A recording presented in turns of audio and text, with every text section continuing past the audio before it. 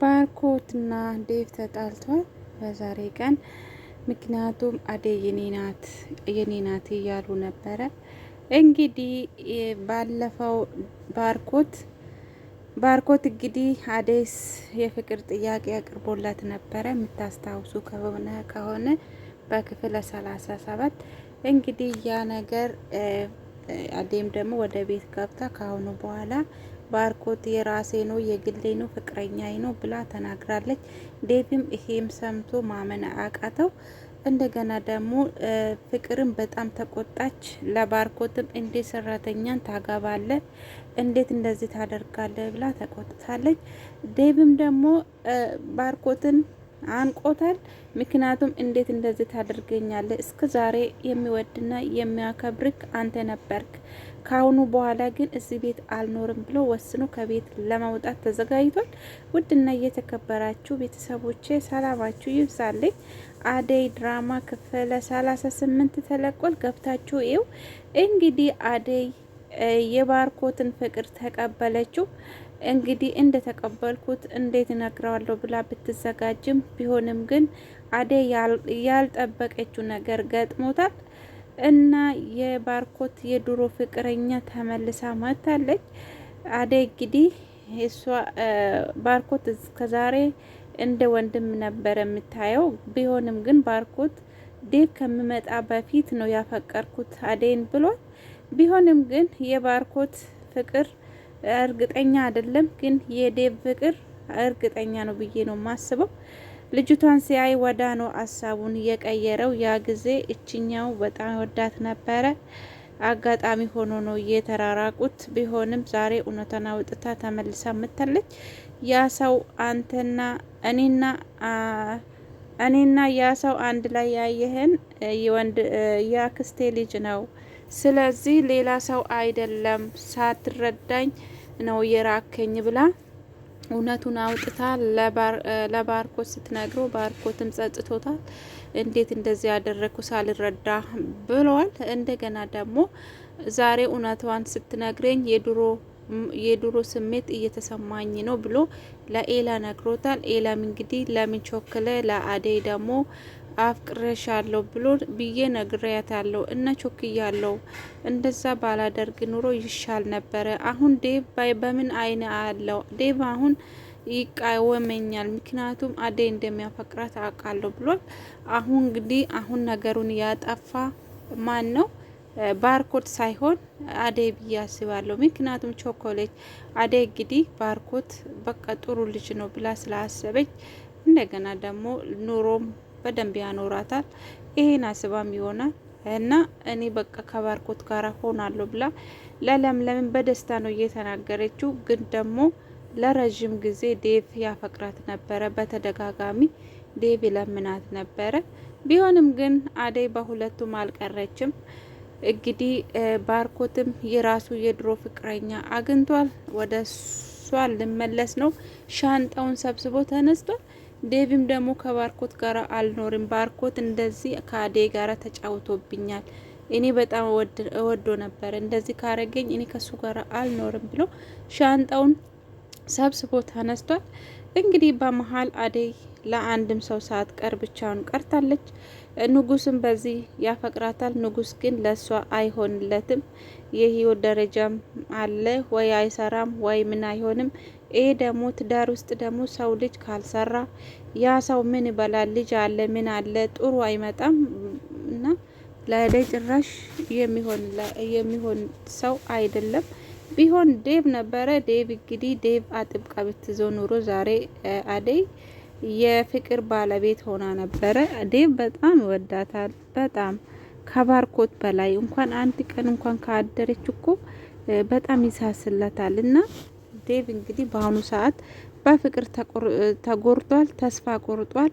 እኔ ማንም ሰው ማመን የለብኝም፣ አንቺ እንደዚህ መጥፎ ሴት ነሽ ብሎ ዛሬ ተናግሮታል። እንግዲህ እስከ ዛሬ አደይ የፈለገችውን ብታጠፋ ያ ጊዜ ሌባ ተባለች ጊዜ ራሱ እኔ አደይ ምንም አልልሽም ብቻ እወድሻለሁ ብሎ ሸኛት እና አደይ ምንም ልናገራት አይፈልግም፣ ምክንያቱም ይወዳታል። ዛሬ ግን ይሄ ነገር ከሷ ከአንድ በቷ ነው የሰማ።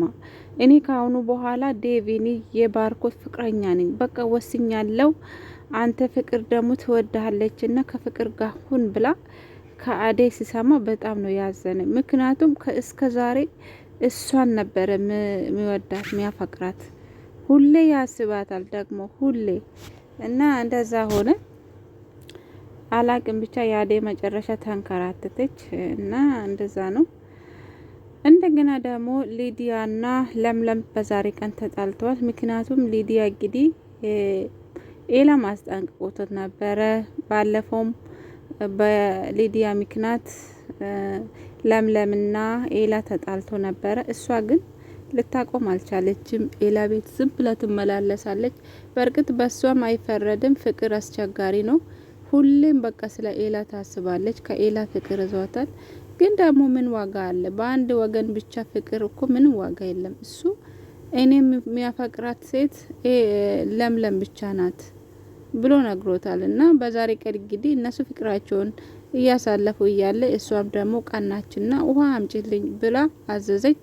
እሷም ደግሞ ውሃን ጫው ውስጥ ጨምራ አመጣችለች። ያ ውሃ ደግሞ ፊቷ ላይ ደፋችሁ ማለት ነው።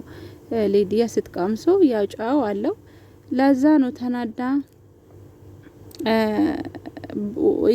ተናዳ ውሃውን ደፋችበት። ኤላ ደግሞ ሊዲያን በጥፊ ነው የመታት።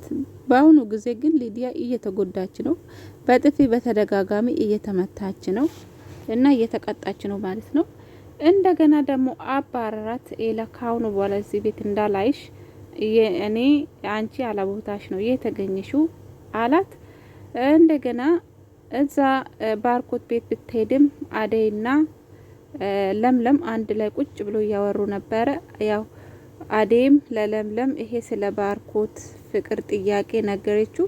ለምለምን ወደደችላት። ባርኮት ጥሩ ሰው ነው አለችው። እኔም ተቀብያለሁ፣ ወድጄዋለሁ፣ እሺ ይላለው። እንግዲህ ስመጣ እንደ ተቀበልኩ ነግሯለሁ አለችው። ግን ደግሞ ካፌ ውስጥ እሱ ያፈቅርሻለሁ አደይ ስላት ጊዜ በጣም ብዙ ነገር ተናግራ ነበረ። እኔ እንደ ወንድም ነበረ ማይክ ታሳፍራለ ብላ ተናዳ ነበረ የወጣችው። ቢሆንም ግን ወዳው ነው ለድሮ ፍቅረኛ መጣችለት ለባርኮት።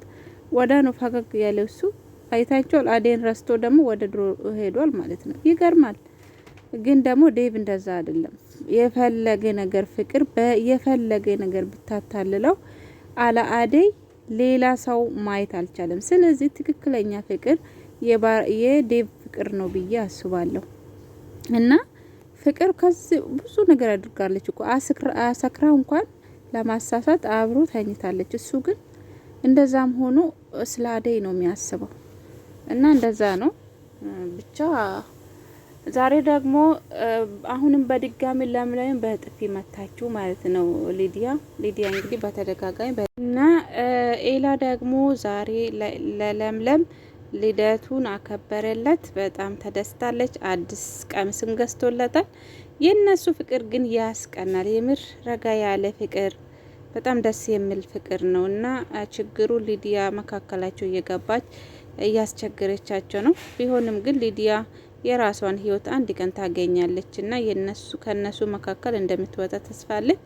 አደይ እንግዲህ በመሀል ቀርታለች። የዴቭ ፍቅር ግን ከባድ ነበረ። ወደ ዴቭ ብትመለስ ጥሩ ነው። ፍቅር መቼም ቢሆን ለዴቭ አትሆንለትም። ሲጀመር መቼም ቢሆን ዴቭ ፍቅር ሊወዳት ወይ ሊያፈቅራት አይችልም። ወስኗል። አንዴ እኔ ምንም ብታደርጊ እኔ ላፈቅርሽ አልችልም ብሎ አስጠንቅቆ ነግሮታል። ግን ደግሞ ፍቅር መቼም ብትሆን አሰማም እና ሊዲያ ዛሬ አለቀሰች። ሊዲያ ከፍቶታል። ብቸኝነት እየተሰማት ነው እና ለምለምም ደግሞ በተደጋጋሚ በጥፊ የመታቻት እየዛተችበት ነው። ያው ታውቃላችሁ ፍቅር ብዙ ነገር ያደርጋል። ሊዲያም ተቸግራ ነው። ደህና ነው። አመሰግናለሁ።